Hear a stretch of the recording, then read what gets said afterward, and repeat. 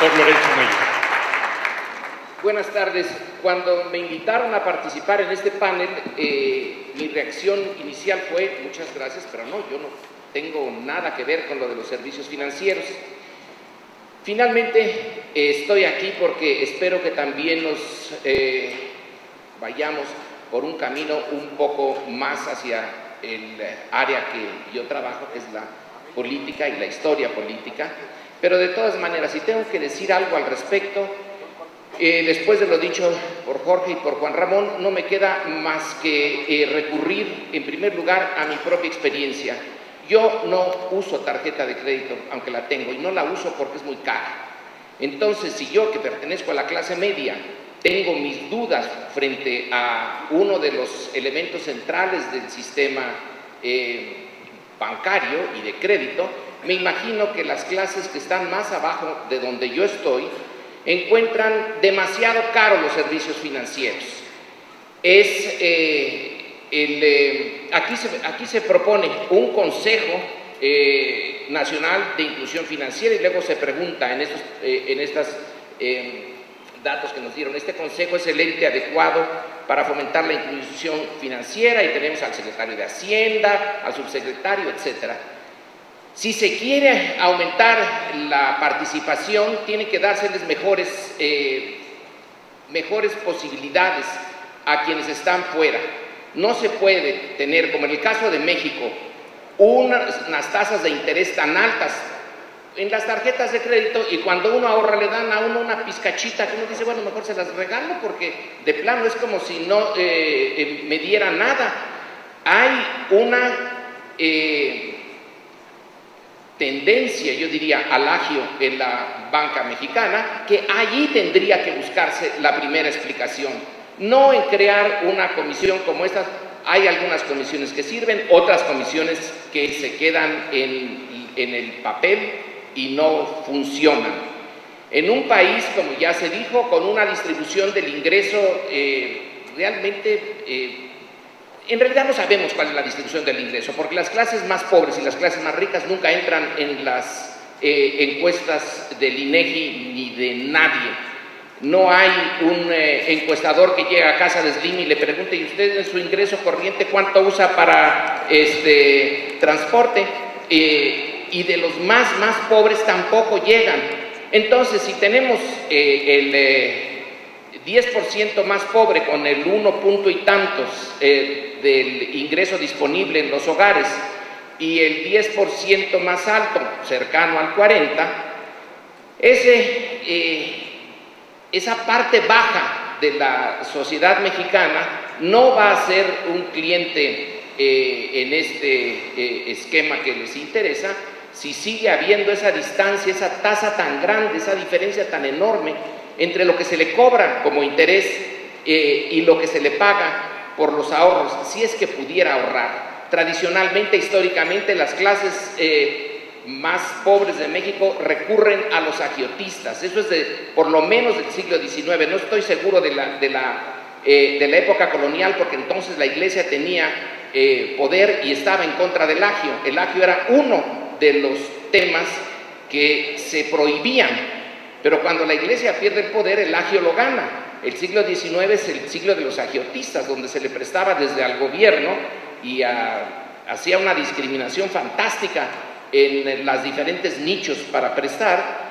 El siglo XX terminó con unos bancos que son en cierta forma no mexicanos y que tienen unas tasas de rendimiento mucho más altas aquí que en España, por ejemplo, y que se hacen criaturas muy poco agradables a los ojos de la sociedad mexicana. Así que, dice Jorge, hay sociedades pobres en donde existe una mayor cultura del crédito e instituciones que se prestan a esto. En el caso mexicano, la cultura de la que somos herederos es mucho la cultura del cobro muy alto a los que menos tienen. Entonces, no son con comisiones como la que se propone aquí, que a lo mejor puede ser útil, no lo sé, pero sí son con cambios no van a hacer el cambio en las clases populares de donde venga, va a tener que venir de los que le ofrecen el servicio.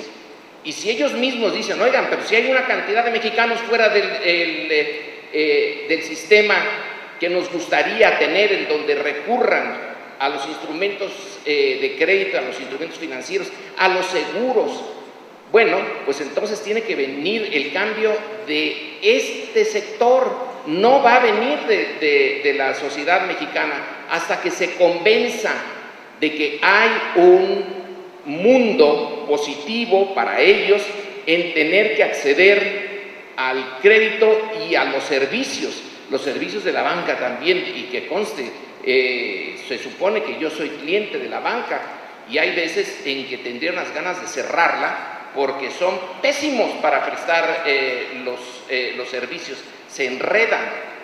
Así que, ¿de dónde vendrá el cambio? Pues tiene que venir del lado de los que ofrecen los servicios financieros y no de la sociedad mexicana. Creo que hay que hacer un examen de conciencia de quienes dirigen esos servicios y ver de qué manera están en posibilidades de disminuir las tasas de ganancia y hacerse creíbles a la sociedad mexicana, que es una sociedad muy descreída. Y con eso termino, en las encuestas de los últimos 10 años, y son muchas, sobre las instituciones y la confianza que tiene la sociedad mexicana en las instituciones. Las encuestas nos dicen que quienes confían en instituciones mexicanas confían sobre todo en el ejército, en la iglesia y en las universidades. Y sí se ponen a los bancos como representantes de las instituciones de crédito. Esos están más abajo, no están hasta abajo, pero están más abajo. Entonces empecemos por esas encuestas explicándonos por qué tienen esa desconfianza, y no es algo que invente yo, es algo que está en los datos duros de las encuestas de opinión de los últimos 10 años. No son instituciones en las que se confían. Entonces lo primero que hay que hacer es ganarse la confianza de ese mercado potencial. No encuentro otra explicación para esa ausencia de los mexicanos en el mundo de las finanzas, además de las que ya se dijeron aquí. Muchas gracias, doctor Lorenzo Meyer.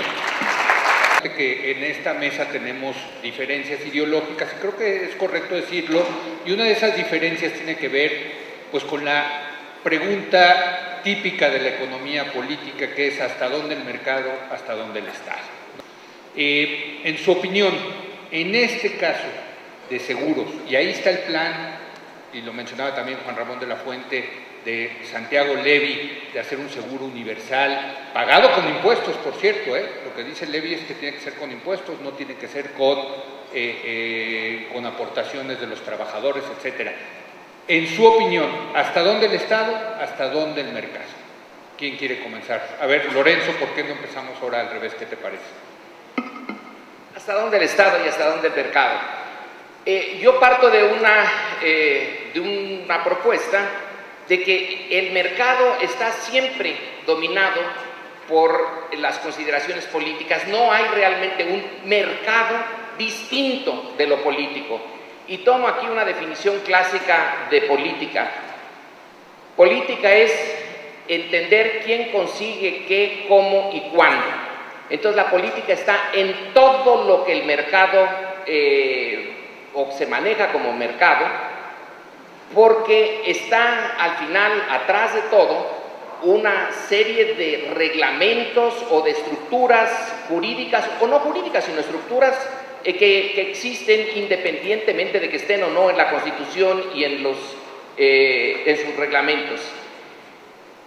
En este caso de los seguros, lo ideal sería, y ahí sí me inclino por hacerlo más abiertamente, la intervención del Estado, que haya seguros que cubran a toda la población. ¿Es difícil? Sí. ¿Es caro? Desde luego. En México, ayer en el debate, todos estaban diciendo que había la necesidad de una cobertura universal para la salud.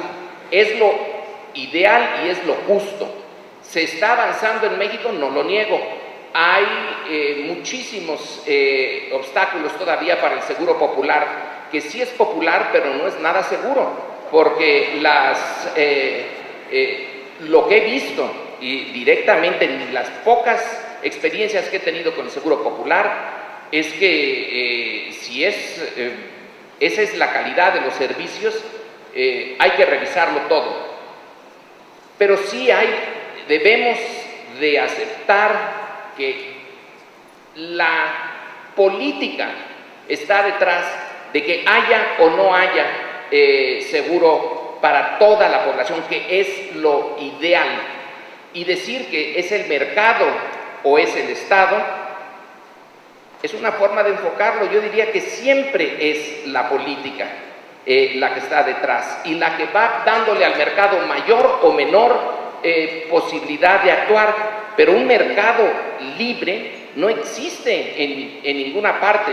Son diferentes formas de aproximarse al mercado. En la pregunta específica, ¿tendría sentido proponernos para un país subdesarrollado que tiene tal cantidad de marginalidad en su estructura social un tipo de seguro, uno además que implique que puede tener el asegurado una opción, que no está obligado a ir a una cierta lugar, sino que puede con su decisión elegir y ahí estar apuntando en donde la calidad le parece mejor? Creo que sí, que fácil no ha de ser, pero como meta no hay duda que sería una de las metas más razonables, porque un país, un Estado-nación, es un conjunto, en este caso de 112 millones más los que están en Estados Unidos, de personas que se sienten parte de un país, pero el país solamente tiene sentido si hay una mayor solidaridad entre nosotros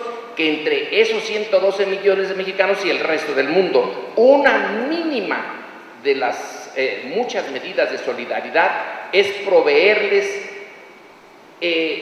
seguridad para sus necesidades básicas, sobre todo la de salud. Eso haría de México algo más país, más nación, con más sentido. Gracias.